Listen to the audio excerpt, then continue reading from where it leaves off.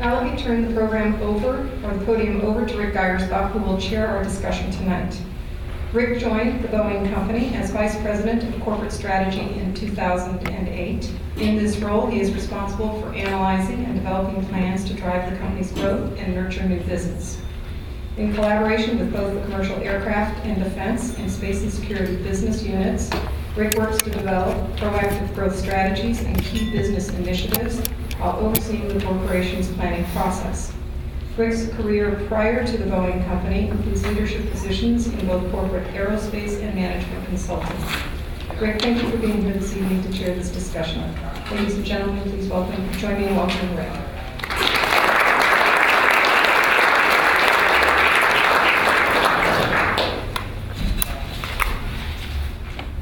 Thanks, Benita, and good evening, ladies and gentlemen. My name, as Benita mentioned, is Rick Geiersbach, and I'm Vice President for Corporate Strategy at Boeing, proud sponsor of the Chicago Council's Focus on China series. As many of you may have seen in the news after last month's state visit, the White House announced China's agreement to approve airline contracts for 200 orders, covering aircraft to be delivered over a 3-year period. The approval, the final step in a $19 billion package of aircraft, will help Boeing maintain and expand its market share in the world's fastest growing commercial aircraft market. Including 737s and 777s, the agreement helps support more than 100,000 American jobs, including those in Boeing and its suppliers throughout the United States. It's my pleasure to moderate today's very timely discussion. Focus on China series is thought-provoking and recognizes how central the Chinese market is to the business strategy of many Midwestern companies. The good news is that the Midwest already stands at the heart of the United States-China economic relationship, as evidenced by President Hu's visit to Chicago and the U.S.-China Economic and Trade Cooperation Forum organized last month.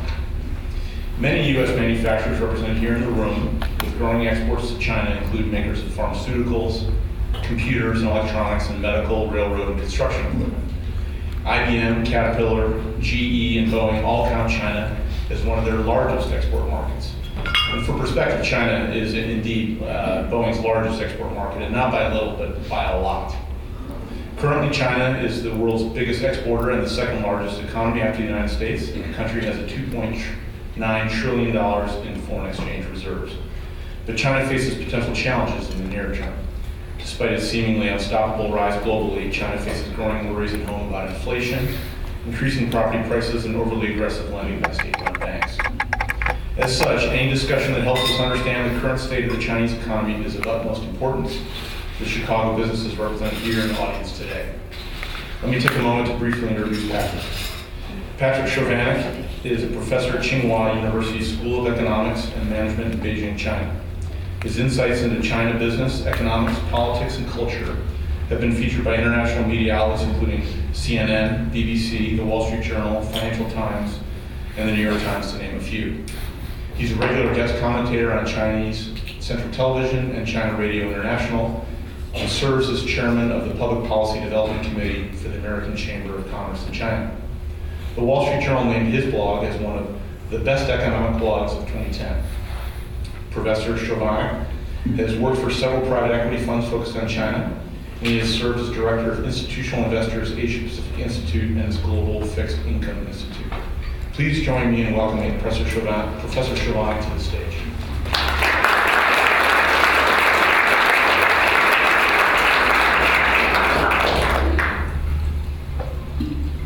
Good evening, it's a pleasure to be here. Rick didn't mention the most important thing, which is that I'm from Chicago. And Rick and I were meeting yesterday and discovered that we are actually born in the same hospital. So it is a very small world. And of course, it's very nice to come back to Chicago and be greeted by the kind of weather that I remember growing up. China, of course, the global economy has been redefined by the China price. We all talk about the China price and its impact, both good and bad, on the world. It's redefining global patterns of trade.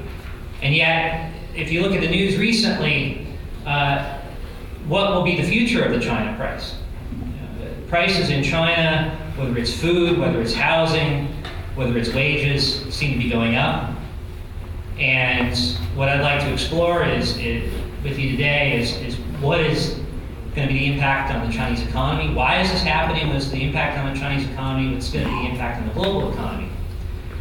And I'll tell a little bit kind of the story as I see it about why this is happening and what it means, and then try to fit it within a broader context of the transition that the Chinese economy is going through right now.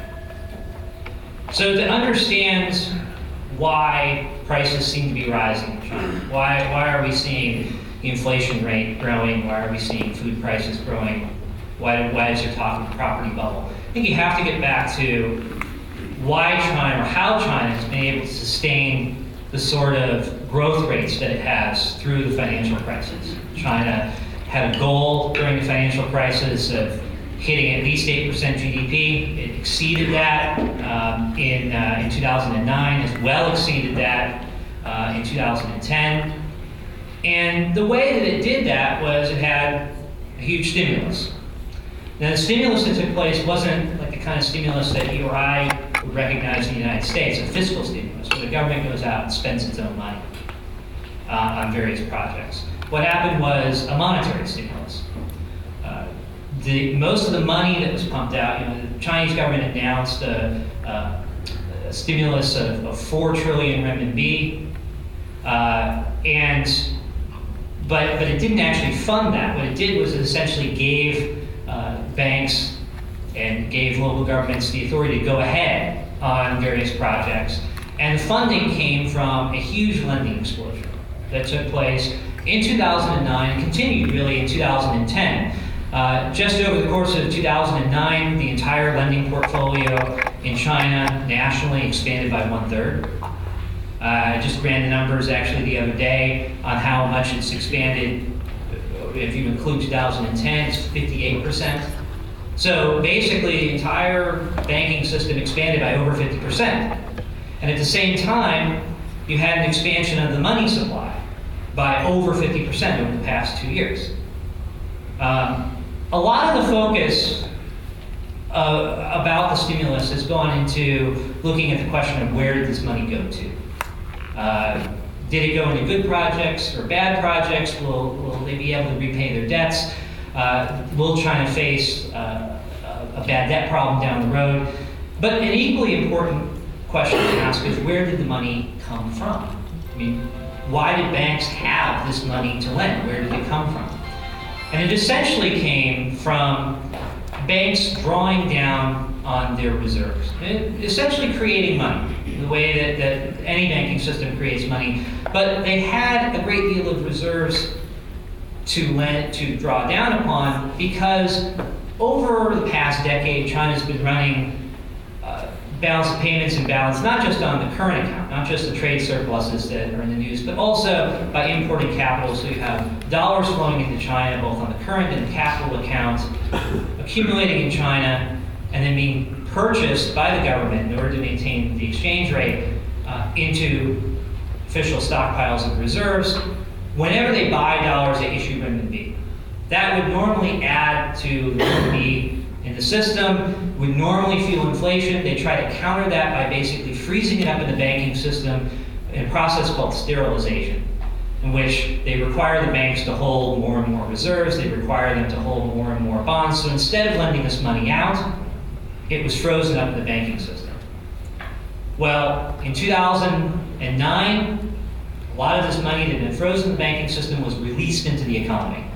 And then not only did that happen, but all the FX purchases that took place over the course of 2010 were not being frozen into the banking system to counteract the inflationary effect. So you had a massive expansion of the money supply that fueled this lending boom, that then turned around and fueled this investment boom that has kept GDP at extraordinarily high levels. So the question, when you have 50% expansion of the money supply over the course of 2 years, which is far and away above even the very high growth rates that we see in China, the question isn't, why are we seeing inflation? The question that economists actually are asking and scratching their heads about is, why aren't we seeing more inflation sooner?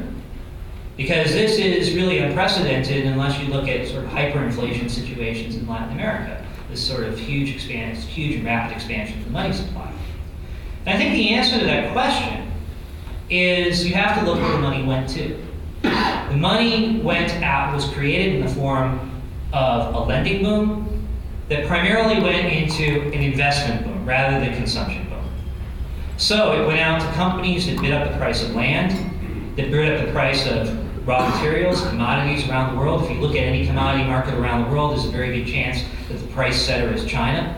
And it's very interesting because when you talk to people about what's fueling inflation in China, some of them will say, well, it's not domestic in China, it's external factors, it's commodity prices abroad. Well, those commodity prices are being fueled by Chinese demand. And so you have this investment boom, which essentially resulted in asset inflation. And even when the money ended up in people's pockets, they, instead of spending, tended to invest it in the form of tangible savings. So they bought real estate, they bought gold. There's people who are familiar with the gold market might know that China's has been importing a significant amount of gold and really is credited with fueling some of the price increases, increase in the price of gold over the past year. And also even things like jade, although every piece of jade is unique, so there's no sort of benchmark price for jade, but I'm told that the price has really skyrocketed either by 50% or 100%, depending on who you talk to. And especially when you talk about gray income in China, you know, if you're getting money kind of under the table, you don't want to put it in your bank account, you want to put it in something like gold or jade that's you can have a lot of value in something that's very small and transportable. So you have asset inflation. And asset inflation is a tricky thing because asset inflation doesn't feel like inflation. Asset inflation feels like times are good. When the price of bread doubles, it feels like it's getting harder to make ends meet. When the price of high-end condominiums doubles, it feels like smart investors are getting rich. And so there's been a lot of inflationary pressure in the Chinese economy that has felt like a boom and has not necessarily been reflected in consumer inflation. In fact, consumer inflation may even be suppressed by the fact that you've got this investment boom, you've got expansion of capacity, you've got expansion of supply for a lot of goods that actually lowers the real cost of those goods, and it masks the inflationary effect of the expansion of the money supply. So, however, eventually you would expect it to start leaking over into the general price level, and that's what you've seen throughout the year. Inflation target for 2010 was 3%. It was very clear early on that the price was that the inflation rate was going to steadily rise above that, and then it really started to hit its stride in the fall. You know, the end of the year hit 5.1% in November. Now, even there's a lot of doubt about these numbers as well, because some people will say, well, actually it feels like the price increases are much higher. I know for a fact that at my local KFC that the prices over the past year have gone up by over a third, fueled by both input prices and also wage increases. And so it is starting to spill over into general price level. I don't think that it can be completely explained by price shocks from food shortages of various kinds. I think that it's broad enough that monetary inflation is actually playing a driving role here.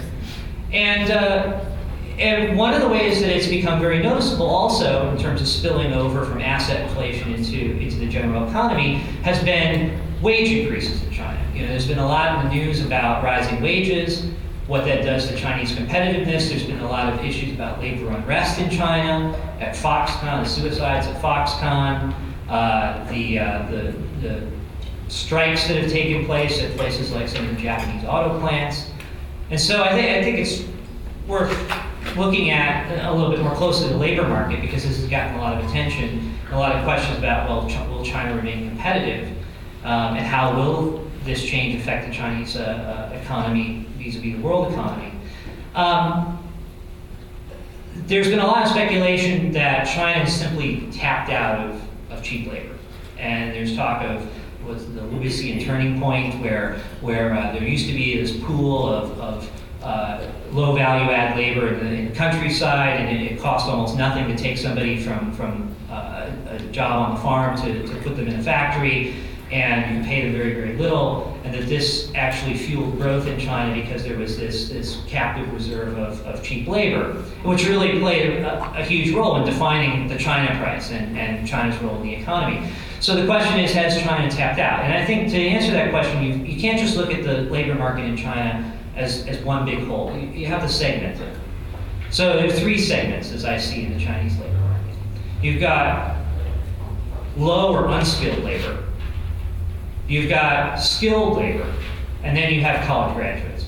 And I should specify that what I mean by skilled labor isn't just technical skills. It could be work experience, it could be soft skills like customer service or marketing. So in a broad sense, it's somebody who, they haven't just shown up from the farm and you put a hard hat on them. They have some kind of value add that they can contribute.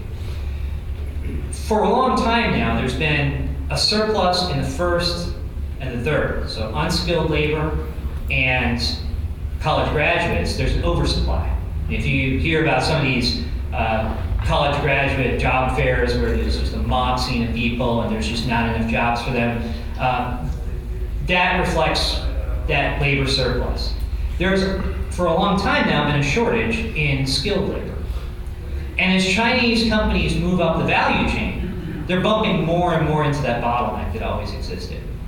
And so if you look at where there's been labor unrest or pushing for higher wages, and it's gotten in the news, a lot of that is actually from this bottleneck where you have skilled laborers who are in short supply as China moves up the value chain, and they actually have real bargaining power. And so some of this wage increases actually reflects real shifting of return towards labor. But you also see the inflationary effect of people, especially with the price of the housing going up and just trying to make ends meet. They need to have wage increases to keep up with the rising prices in China. And there's another factor, which is that on unskilled labor, right now there's a shortage in both skilled and unskilled labor. The reason why there's a shortage in unskilled labor isn't that China's tapped out of skilled labor, unskilled labor, it's because back in the spring of 2009, Chinese New Year, I distinctly remember there was all this talk about exports had fallen off, there was talk about 20 million people migrant workers being laid off. They went home back to their provinces for Chinese New Year, and I remember on TV, the programs that were running during Chinese New Year all had the same message of, hey, life's pretty good back home. Why don't you stay back in your home province? Why, don't come back to the coast looking for a job. Do something back there. And what happened was a lot of the stimulus projects were actually designed to try to soak up some of that labor back in the home provinces on infrastructure projects or what have you.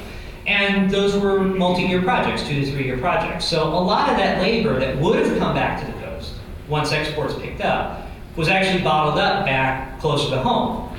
Now eventually those projects will come to an end. That labor will be released back into the economy, and I expect that you won't see the same kind of shortage. But in some ways, this is also inflationary. If you think about it, it's money that was created that flowed into the stimulus that is bidding up the price of labor in competition with existing demand for labor. So it's a reflection of sort of that the inflationary effect of the stimulus. So what does this mean in terms of China's role in the world? China, the best way to sort of appreciate what this means is to look at the transition, the big picture transition of where China is in its economic development. China, for the past 30 years, has pursued a growth path based upon export-driven growth model. And the same sort of model that was very successful for Japan, very successful for South Korea, Taiwan, Singapore, and it makes a lot of sense if you are a relatively poor country. Instead of trying to sell to your home market where people don't have that much buying power, why not turn your disadvantage, which is the fact that people are poor and they're willing to work for very little, into an advantage and sell to people who already have money. drive your growth that way. And what you've seen is a model that's based upon exports good, imports bad, capital inflows good, capital outflows bad, in order to sort of supercharge growth and have that money, try to conserve as much capital, save as much capital, invest as much capital as possible, and consume as little as possible. And that has resulted in supercharged growth for Japan, for all those other countries I mentioned, and it has worked very, very well for China. But back in the late 1970s, 1980s, Japan hit the point where it surpassed Germany as the second largest economy in the world, the largest exporter in the world, and the kind of imbalances that were implicit in that model, both externally in terms of the capacity of the world to absorb them, and also internally in terms of the accumulation of IOUs in the form of reserves, became unsustainable. If you're a small economy, those imbalances are small compared to the global economy. When you become second largest economy, they become very large, and it becomes very difficult to sustain them. And so Japan in the late 1970s and in the early 80s, although it was going strong, really needed to make this transition from a export-driven growth model to a domestic consumption-driven growth model. And China is faced with the same challenge today, is making that transition. Almost everybody in China that you talk to will recognize, and they'll say, we need to make this transition. But it's one thing to talk about it, and it's another thing to make it happen. The conventional view of this is that this adjustment means Chinese company loses foreign customer, gains Chinese customer. I'll tell you, it's not that simple. A lot of Chinese exporters are thoroughly embedded into the global supply chain. They don't own their own product. They don't own their own brand. They don't have any marketing or distribution in China. And so what this adjustment really means is some of these companies will be able to adjust. Some of them will be able to develop new business capabilities and shift to addressing the domestic market. But a lot of exporters will go out of business, and labor and capital will be reallocated to other parts of the economy. There's a process of creative destruction, but for a country that prizes stability above all else, that is a lot to swallow, and there's not a comfort level about that. And I think that the barometer of this, although currency, I would argue, is not a silver bullet when it comes to making this adjustment happen, I think China's reluctance to move on its exchange rate is a barometer of exactly how vulnerable it feels and how uncomfortable it feels with that kind of process of tumultuous transition. But what I've just been talking about, inflation, is really evidence that this adjustment takes place one way or the other. It's not just that it should take place or it needs to take place. It happens one way or the other. It either happens when you have these kind of imbalances, when you have a balance of payments adjustment, balance of payments imbalance that needs to be resolved. It either gets resolved through adjustment of external prices, the exchange rate. China becomes more expensive relative to the rest of the world through its currency appreciating, or through inflation, through the adjustment of internal prices. And the mechanism there is what I described before. If China doesn't want its exchange rate to increase, it has to intervene. It has to become the buyer of last resort for dollars. It accumulates those dollars, issues renminbi, and unless it runs a constantly tightening monetary policy, not just a tight monetary policy, but a constantly tightening monetary policy, in order to counteract the inflationary effect, you're going to have inflation. And China, one way or another, is going to become more expensive relative to the rest of the world in order to resolve those imbalances. The difference is who bears the burden of this adjustment. If it's exchange rates, then the burden is borne by producers and their employers and their employees, who have to adjust to remain competitive or go into a different line of business. If it's inflation, the burden is primarily borne by Chinese savers and consumers. And so, one way or another, you end up with the same result, which is China becomes more expensive relative to the rest of the world. And this is a huge challenge for China. And I think that what you see with the attempt to raise interest rates or the discussion about tightening or allowing the exchange rate to increase or not in order to fight inflation is really this attempt to strike this balance. And I think if I leave you with one thought, it would be that China from a distance, I know it looks like an economic juggernaut. It looks like there's just an unstoppable economy moving forward. And the picture that I hope to leave you with is that the Chinese economy is much more of a balancing act. It's a very delicate balancing act at a very difficult point of transition. That just like Japan in the 1980s, and I think there are a lot of substantive similarities, and of course you can never do the comparison, but I think that just like Japan in the 1980s, which was going to take over the world and was an unstoppable machine, and then ran into a lot of difficulties, that China has some very serious challenges to address, and it actually the success that it has encountered, that it has experienced, not just with the export-driven growth model over the past 30 years, but also with the stimulus that it has engaged on, which has kept GDP at very high levels, which has not really shown itself in consumer inflation, has revealed itself in asset inflation, but asset inflation feels very good, it feels like a boom, that the incentive to make this adjustment, to accept the sort of turmoil and difficulties that making this adjustment require, it will take a lot of vision, and it will take a lot of foresight and courage to make that transition before a problem emerges rather than afterwards. And I think Japan's experience indicates just how difficult it is to sort of switch courses in midstream to try to make that difficult transition from one kind of economic growth model to another. I mean, these are good problems. In some ways, these are difficult problems, but they're good problems to have. They're a reflection of China's economic success. They're a reflection of the fact that it has grown to a point where its role in the global economy has changed.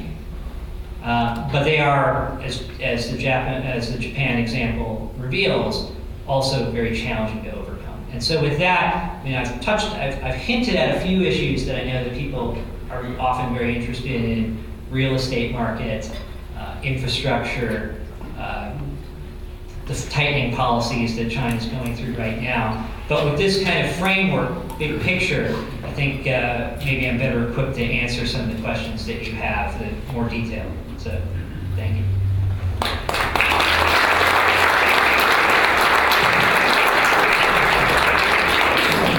Thank you very much for your enjoyable and thoughtful remarks. I'm going to exercise my moderator privilege and ask the first question.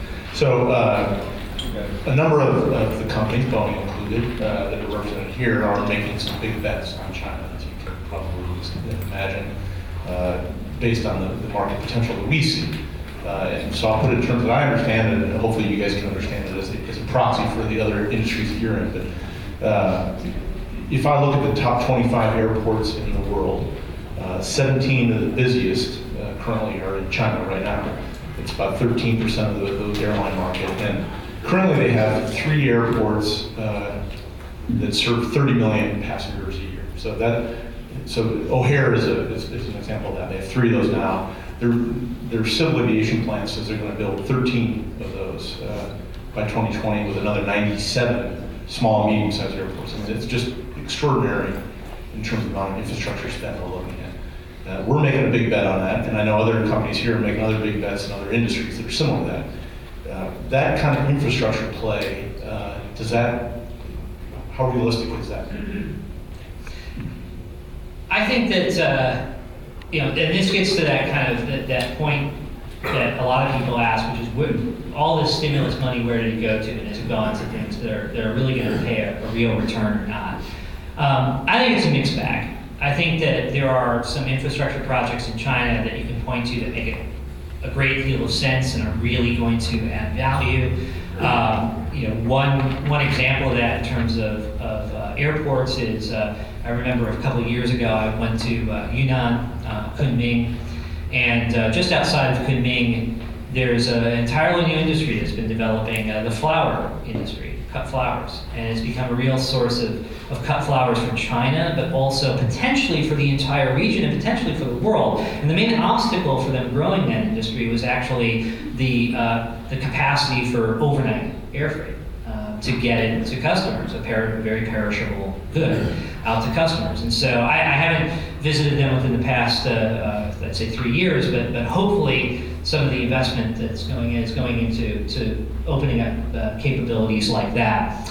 I would say that I also have visited airports which are kind of built in second and third, mainly third tier cities, where you kind of wonder, wow, this place is really going to have to pick up to meet this. And I think when you think about some of these projects, what happened in China was that a lot of projects, when a stimulus project is announced, a stimulus package is announced in any country, I mean, the number one question is, what's shovel ready? You know, how can we put this money to work immediately?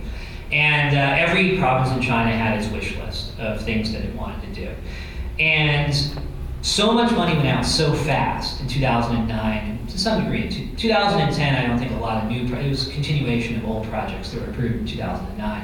So much money went out so fast that the vetting process went out the window.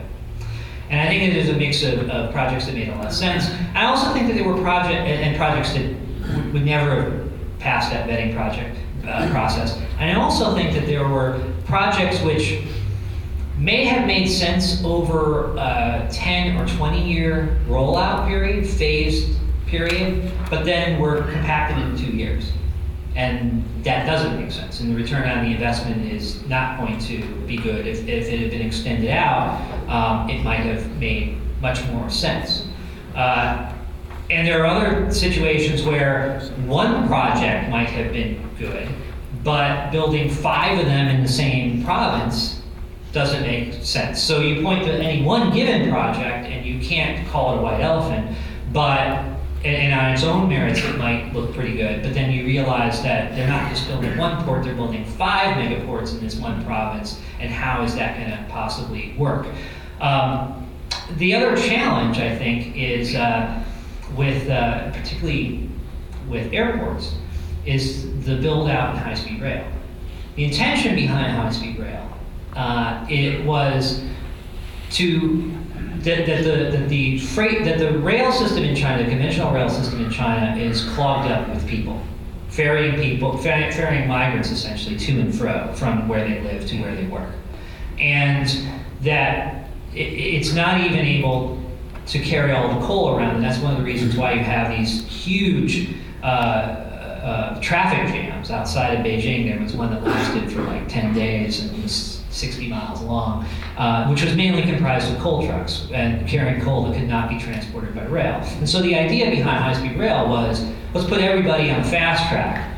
Let's clear up the existing rail capacity to carry freight that will allow much more even economic development throughout the country, will allow the freight system to be devoted to carrying cargo that adds much more economic value.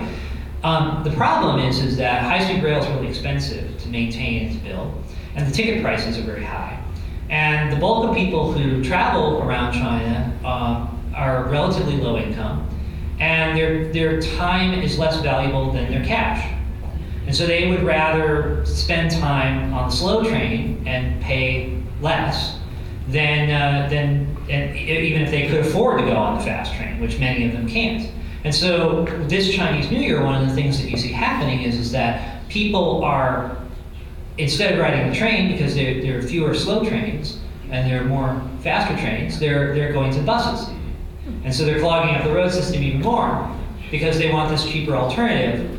And the people who are actually riding the fast trains are people who otherwise would have taken the plane. And so instead of bumping people up a notch in terms of their transportation options, you're actually, what's happened, at least this Chinese New Year, is that people have been bumped down a notch. The people who would have taken the plane are now taking the train, and the fast train, and the people who would have taken the slow train are now taking the bus, which is not the result that people wanted. And the airline industry in China has been howling about the impact that high-speed rail is having on them, and the cutbacks in traffic that is resulting. So I presented with you a complex picture, but we'll sell more flowers. Yeah. So that's something perishable we need. So let's open the floor to questions here, and if I'd wait if you would, I would ask that you wait to be recognized, and somebody from the council come over with a microphone. So the gentleman in the back, just hang on one second. The question about brands to be sold in China, how important are brands, and how important are brands from the United States?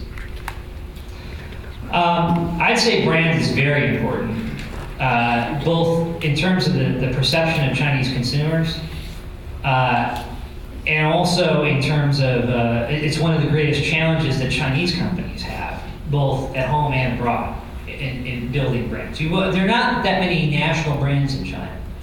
A lot of that has to do with the fact that China is still a very fragmented market. Most entrepreneurs have a good network within their home province, but once they go beyond their home province, they really have a very difficult time establishing marketing and distribution networks. I think it's really the biggest obstacle to a lot of companies' growth. That's what I saw certainly as a private equity investor. And in terms of the importance for foreign companies, there's been a growing perception in China, not just here, but in China, of the unreliability in terms of quality of a lot of Chinese goods. And in the past, I think that there was, certainly of my wife is from Beijing, and certainly of her parents' generation, if you can save 10 RMB and buy something cheaper, you do it. And worry about quality is not important. Save money is the most important thing. So buy the cheapest thing possible. I think you have a new generation rising in China that really care about quality, and they care about brand. And sometimes they care about quality, and sometimes they also care about image. So I think you go through certain phases where initially you care about cost and affordability, then you start caring about quality, and then you start caring about image and what that brand says about you. Just to sort of, and so foreign brands are perceived as much more reliable and not as subject to the sort of quality issues that, and sometimes life-threatening quality issues that Chinese brands have kind of as a cloud over their heads very often. Even very well-known brands. I mean, it was a tragedy what happened to the dairy industry because, companies like Mengyu and others, I mean, they were in some ways this fantastic success story of building natural brands in China, and then it was incredibly damaged by what happened in terms of the scandal, the health scandal that took place. Just to end on kind of a funny note about the significance of brands, I have a little boy who was 15 months old, and so we went to the baby store in China, and they have the posters that have shapes or colors or animals on them, and you can put them up on the wall. And one of the posters suggested for the same age group, 0 to 3, was car brands. And it was all luxury car brands. And it wasn't like fire truck, motorcycle, it was all sedans. And the only difference was Mercedes, Bentley, and I've actually, I have a blog, my last name, Chovanec.wordpress.com, and you can go and actually find, I've got a picture, I said to my wife, I've got to take a picture of this. And I took a picture of it and put it on my blog. But I mean, it does show that some people certainly are very brand conscious in China. Yes, you, sir.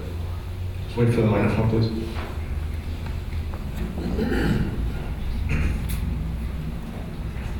Professor, 2 quick questions. One is, there was an article or a column in the Wall Street Journal last week about consumer finance playing a bigger role in China. For example, Chinese people can't get credit cards, and if that does come to China, will a more consumer-oriented China, will that maybe alleviate some of the problems we have with their currency? So that's question 1. And question 2, you hinted at an asset bubble developing in China, or land bubble.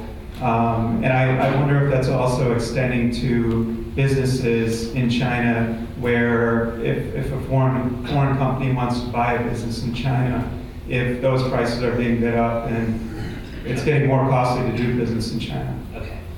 So the first question, remind me again? Consumer finance. You're right about consumer finance. We've been talking, really, I remember in 2000 when I was working with institutional investors, head of the Asia Pacific Institute, we were working with a lot of the Chinese banks. They were bringing in foreign shareholders, and that was one of the goals, was to develop consumer finance. And it hasn't really happened. And one of the big obstacles is that there's just no credit rating system in China. And you have a banking system that lends on the basis of collateral. So it's been hard to get that going. And a lot of people carry around cards in China and use cards all the time. They're debit cards. They're not credit cards. There were some people who were speculating at the beginning of the year that the fact that CPI was above the deposit rate in Chinese banks, and so you have negative interest rates, and that spread is even widened over the course of the year, that this would result in a consumption boom in China because people would take their money out of the bank and they would spend it, or better yet, they would go out and borrow money and spend it, and that perhaps, and some of these same analysts said, maybe this would result even in China running a trade deficit this year. There were people who were kind of boldly predicting that. And then in March, when China did run a tiny trade deficit, they said, aha, it's happening.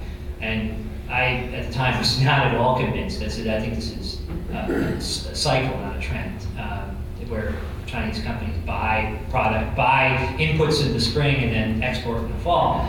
And that proved very much to be the case. And what ended up happening was, yes, because of interest rates being negative, people did take their money out of banks and they put it into real estate. So they took it out of one form of savings that had a fixed return, and they put it into a form of savings that didn't have a fixed return, and that could potentially even outpace inflation.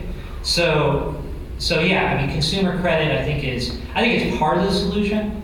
I think that the other aspect of it, you have to ask yourself, well, why don't people spend? And that's because there's no social safety net, either public or private. And I think sometimes when we say social safety net, we think purely public. But for instance, in a medical system, it's very difficult to get private health insurance in China, much less, so it's all out of pocket. If you want any kind of substantial medical care, anything more than just give you some antibiotics, you have to pay for it out of pocket. And so people save. They save for a rainy day. They have to store it all away, and they don't feel confident enough to spend. And so I think you've got to address that issue of the confidence of people. Why do they sock away money so carefully? The second question was Asset bubble. Asset bubble, and how does it affect companies? Okay, I can tell you that when I got out of private equity, and I still advise, but when I got out of the active business in 2008, it was already very difficult to do deals because of valuation. The golden age of private equity in China was about 5 or 6 years ago, when you could go out to the province and you could find somebody who had a gem in the rough, polish it up, buy it at a reasonable or even a steal, and polish it up, get them ready for prime time, and list them. But all those people out in the provinces have seen that, all the entrepreneurs have seen that happen to their neighbors, and they all have an idea that they want the IPO valuation today, like as though it was going to happen tomorrow. And it's very hard. You can deal with it through ratchets. You can kind of say, okay, fine, if you hit your targets, then we'll give you a better valuation. But it's very difficult. And what's added to that now is the proliferation of renminbi funds. And a lot of that is fueled by the accumulation of capital in China without, because of the balance of payments imbalance. You have capital trapped in China, can't get outside.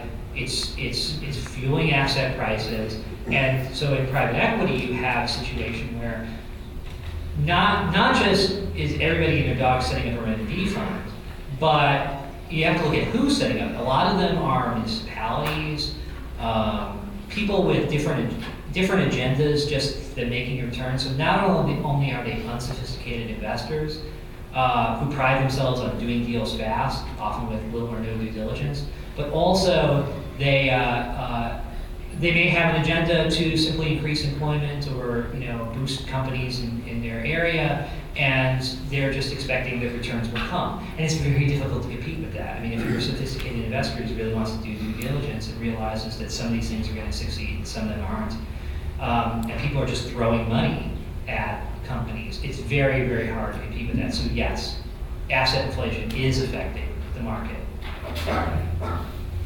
Yes, sir. Get a microphone here.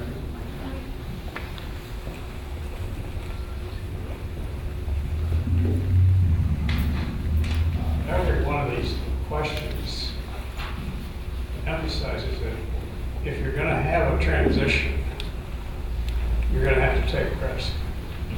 It's key to change to take risk.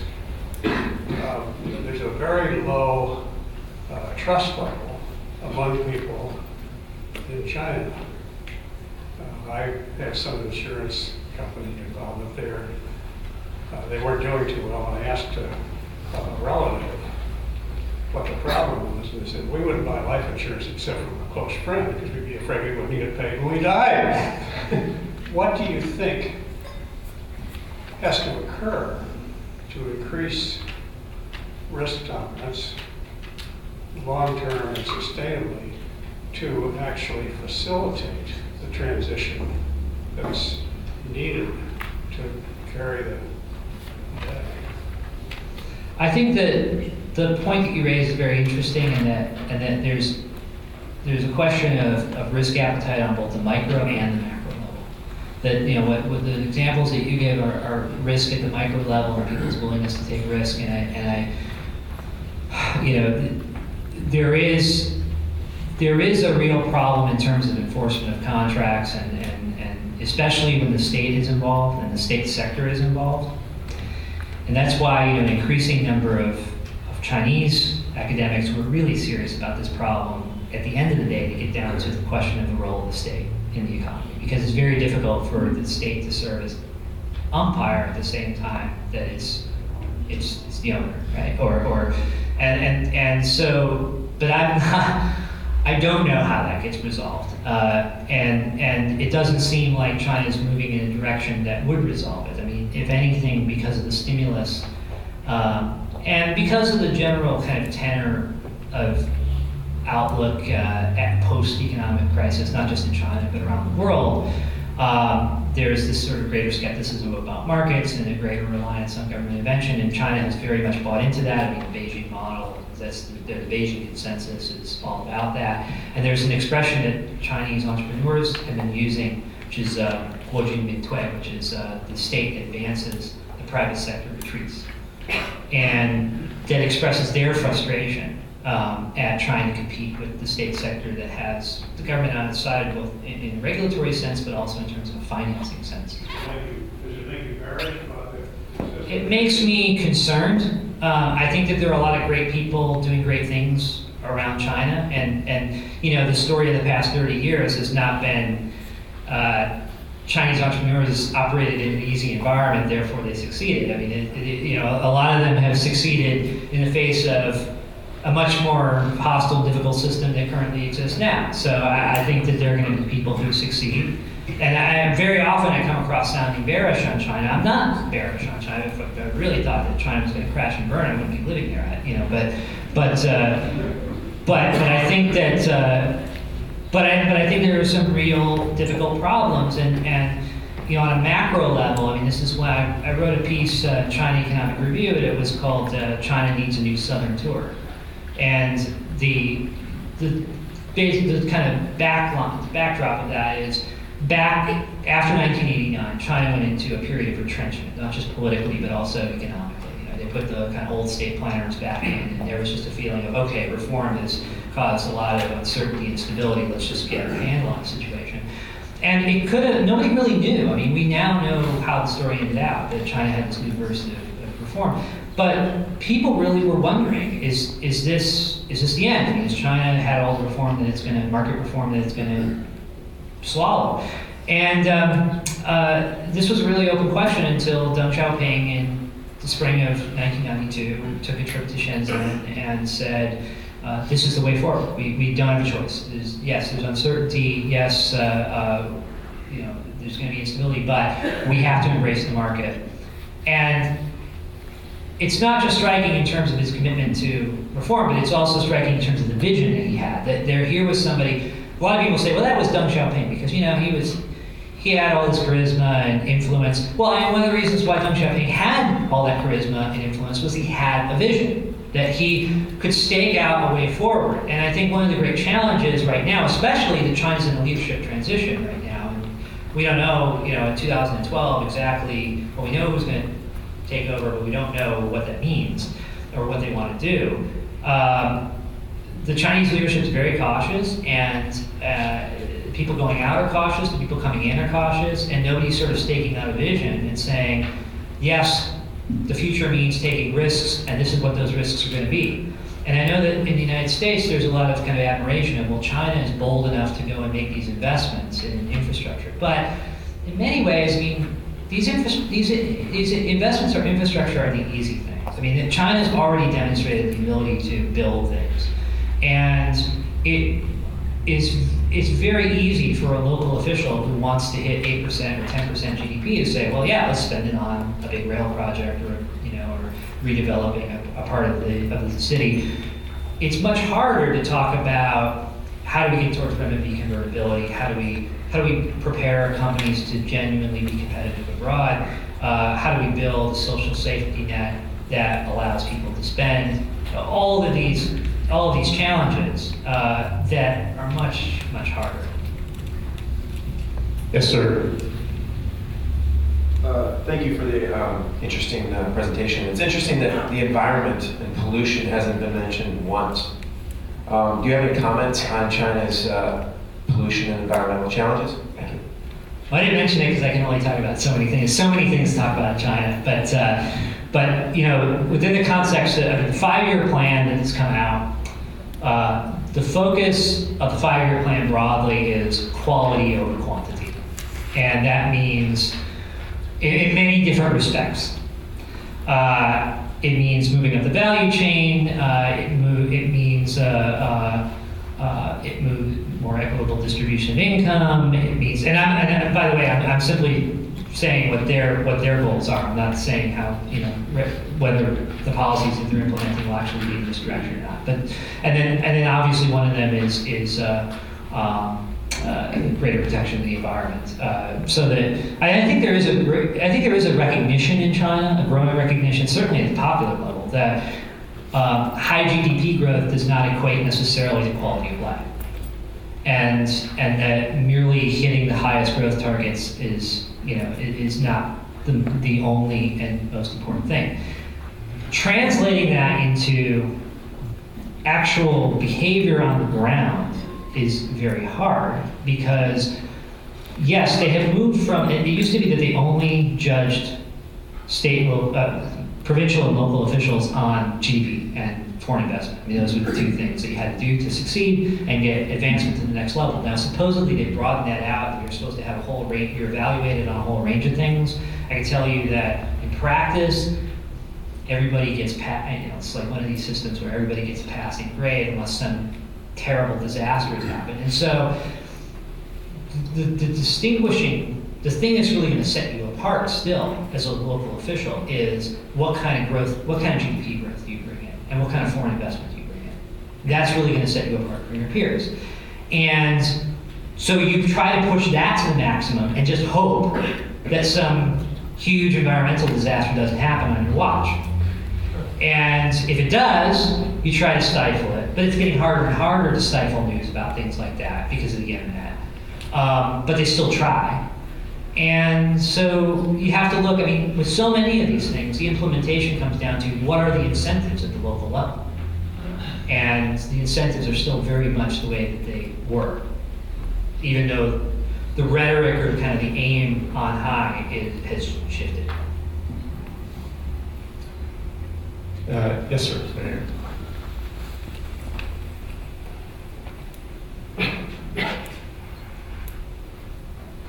those of us who buy from China and have seen significant price increases in the last 6 months or so, what do you think is going to happen in the near and midterm future? Depends how much value add is going into what you're buying. If it's a low-end value add product where they're operating on razor thin margins and it can be done pretty much anywhere, and China, it's been done in China because it was the cheapest place, and that was it. That was the whole rationale.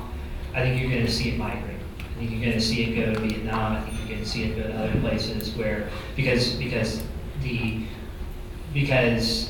you have a rising cost environment, either through the exchange rate or through inflation, and it's going to be reflected in wages, but it's also going to be reflected in other inputs as well. If, on the other hand, you have a product where you can actually move up the value chain and that other factors other than cost are important.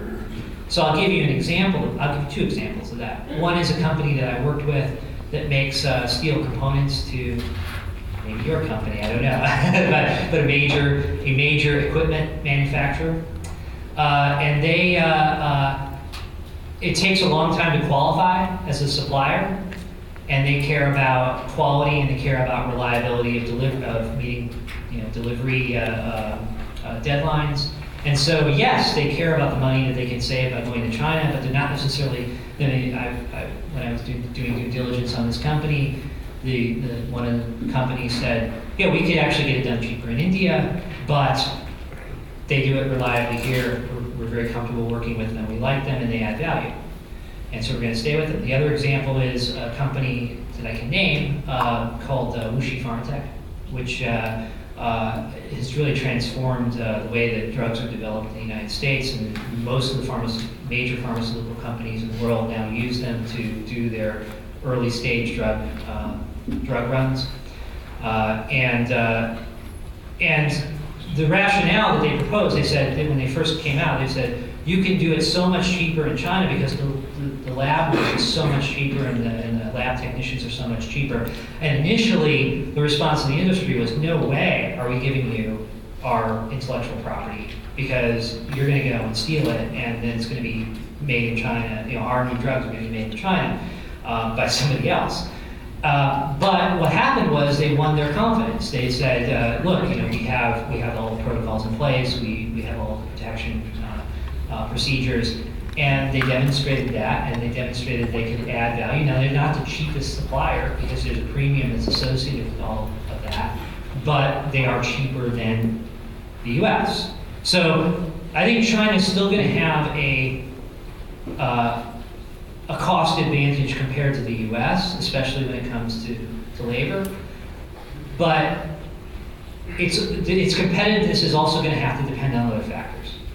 Increasingly, it's going to have to depend on other factors, and it can't just rely on labor. That's actually good news. I mean, for China's development as an economy, that's good news, because saying that you have a competitive advantage in labor, you're the cheapest labor around, is basically saying you're the poorest person around and willing to work for the least. And when you become wealthier, your opportunity cost is higher, and you want a higher standard of living. And so it can be a win-win as long as you continue, like other developed countries, to continue to add the value that's commensurate with what you're asking for.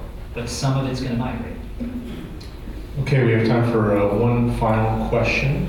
We'll start here, last one in the back. Hi, I appreciate all your comments, and I live in Shanghai, so I'm on the wrong side of the currency exchange. I get paid here, and I pay my expenses in RMB, so I'm a little sensitive to that issue. You drew some parallels between Japan in the 80s and China now. And the piece that you left out, I think, is that Japan revalued the yen and they went into a crash. And now if China succumbs to pressure to revalue the RMB, my opinion is that's going to be the same kind of crash that's going to happen there. And since China is all about jobs and job creation, I think that's the major balancing act that the central government needs to manage to not recreate Japan or Mexico or Brazil when they all succumb to the pressure from the United States. I think the lesson that China has taken away from the experience of the Plaza Accords, which is in 1985. All the central banks got together. They said that Japan's running this big trade surplus with the rest of the world, particularly with the United States, and it needed to appreciate its currency. It did appreciate its currency. It's basically doubled the value of the yen. To everyone's surprise, it didn't have much of an impact on the trade surplus at all, and ended up generating some problems in Japan. But I think that the lesson that China has learned is the wrong lesson. The lesson that China has learned is that you appreciate your currency, and that you get this Japan-style bubble and crash. The reason why Japan had a bubble form and a crash was not because they appreciated their currency. It was because they appreciated their currency and then did not allow the economic adjustment to take place that a higher currency would have mandated. That is, a shift from export-driven growth to more domestic consumption-driven economic growth. And a lot of it comes from, remember I said that the mindset in China and the mindset in Japan was exports good, imports bad. Capital inflows good. This applies more to China than to Japan. Capital inflows good, capital outflows bad. And that made sense 30 years ago when China was desperate for foreign currency, but now China's drowning in foreign currency. And so actually, the adjustment where China would actually demand more imports, or China would actually become an exporter of capital, that would be a positive thing for the Chinese economy. What happened in Japan is that Japan, both because of things that were in place and also because of policies that they adopted to try to counter the impact of a higher yen, basically fought it. They tried to bolster the existing export-driven growth model. There were a couple of factors. One was soft budget constraints, which was essentially you had cross-holdings of companies, cross-shareholdings, where Japanese companies were more interested in maintaining market share than they were in profitability, and so they sacrificed profitability for market share in order to maintain their export-driven model. In China, you encounter the same thing when you look at state-owned enterprises and the soft budget constraints that they have. The other factor was non-tariff trade barriers. So, for instance, in Japan, it didn't matter that U.S. goods were suddenly half as, twice as cheap, or the Japanese goods were twice as expensive. If you couldn't get American good onto the shelf in a Japanese store, it didn't matter whether it was cheaper or not. There was no access to it. It wouldn't have an impact on greater imports. And then the other factor that happened was Japan, in order to, and this is really gets into the heart of the bubble question, is Japan, in order to counter the higher yen, pumped the economy full of credit. They had zero or sub-zero interest rates, and they fueled growth through credit in the face of what would have been an adjustment, but then didn't become an adjustment. And so I don't think it was that Japan appreciated its currency and look what happened. It's Japan appreciated its currency and then tried to bolster the existing model in the face of that currency, therefore causing asset inflation, causing bubbles, and then a crash. And I think that's exactly why China needs to really think about how does it make this transition. And I don't think that currency is not a silver bullet for all the reasons that it wasn't a silver bullet in Japan. You can have China appreciate the renminbi, and if it doesn't along with that actually take other measures, if it's not part of a broader economic strategy for shifting from export-driven to domestic-driven growth, then you will have the problems that took place in Japan. And so it needs to be part of a broader economic strategy.